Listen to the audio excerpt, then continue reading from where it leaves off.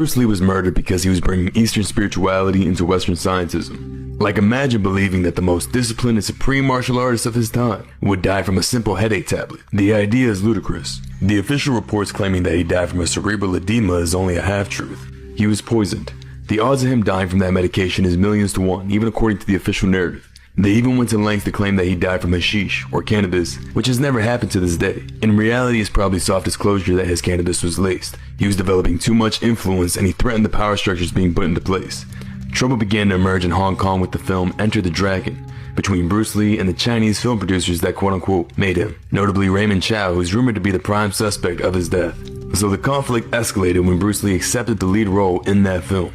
He was drawn to the way that they portrayed martial arts and the deeper philosophy behind it.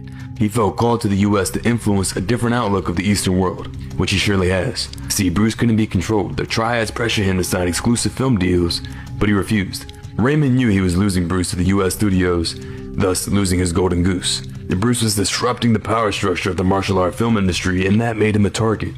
See, he was even planning to create his own film company, using many stuntmen such as Jackie Chan, and that would have eventually dominated both Hollywood and the international box offices. And they couldn't let that happen. So his first collapse would occur on a Hong Kong movie set, likely due to laced hashish, which he used often. And when he went to the hospital, doctors found no cause and gave him a clean bill of health.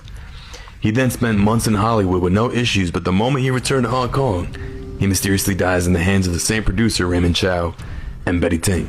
On the day of his death, Betty stated that Bruce wasn't feeling well, so she gave him Equagesic, which is just a combination of meprovimate and aspirin, only for him to never wake up again.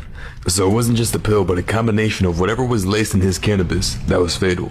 Bruce Lee held many spiritual concepts of self-mastery, free thought, and unlimited human potential that started influencing the Western mindset. But again, they don't want a merging of science, spirit, and mind in a single individual, because if that happens, a person will start asking too many questions they don't want asked. And if you think his death was an accident, what about his son Brandon Lee?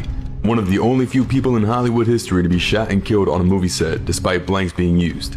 What are the odds that both father and son would die in such highly unusual, improbable ways? The truth is clear. Whatever the true cause was, Bruce Lee's death was no accident, and neither was his son's Brandon. What should be remembered is how Bruce Lee lived his life is far more important than how he lost it.